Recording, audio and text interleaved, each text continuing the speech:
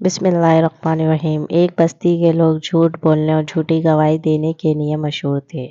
ایک بستی کے ایک مرد اور عورت نے خفیہ طور پر نکاح کر لیا۔ نکاح یقیناً شرع کے مطابق تھا۔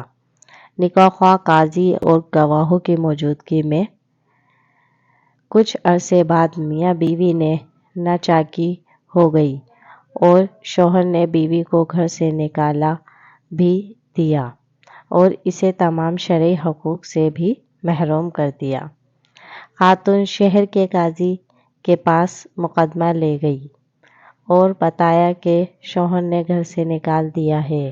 قاضی نے کہا، تمہارے اس نکاح کی تو کسی کو خبر ہی نہیں۔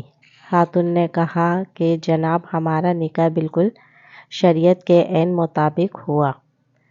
قاضی نے پوچھا، کوئی گواہ ہے؟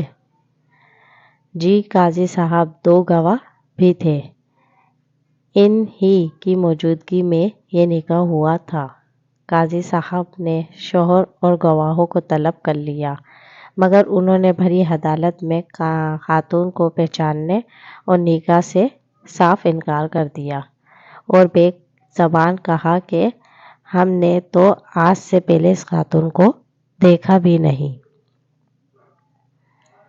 قاضی صاحب نے خاتون، شوہر اور گواہوں کے بیک وقت گہرائی نظروں سے دیکھتے ہوئے خاتون سے پوچھا، کیا تمہارے شوہر کے پاس کتا ہے؟ خاتون نے کہا، ہاں۔ کل حال تقابلین بشہادت کلاب و حکم۔ قاضی نے خاتون سے پوچھا، کیا اب کتوں کی گواہی اور ان کے فیصلے کو قبول کر لیں گی؟ قالت نعم۔ خاتون نے کہا، جی، مجھے ان کی گواہی اور فیصلہ قبول ہوگا۔ قاضی نے حکم دیا کہ خاتون کو اس شخص کے گھر لے جایا جائے۔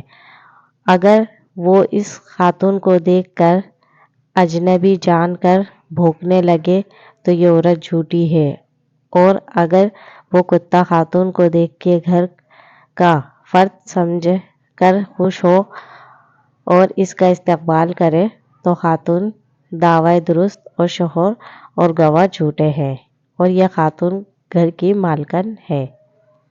یہ حکم جاری کرتے ہی قاضی اور عدالت میں موجود لوگوں نے شوہر اور گواہوں کی طرف دیکھنا شروع کر دیا، جن کے چہرے جھوٹ پکڑے جانے کے خوف سے پیلے پڑ تھے اور جسم کپکپانے لگا تھا۔ فیصلہ تو ہو چکا تھا کہ کون سچا اور کون جھوٹا ہے۔ قاضی صاحب نے سپاہیوں کو حکم جاری کیا، گرفتار کر لو ان جھوٹوں کو اور انہیں کوڑے لگاؤ کہ یہ یہی جھوٹے ہیں اور آبزروش دیں۔ بدترین بستیاں ہیں وہ جن کے باشندوں سے زیادہ ان کے کتے سچے ہیں۔ عربی ادب سے منقول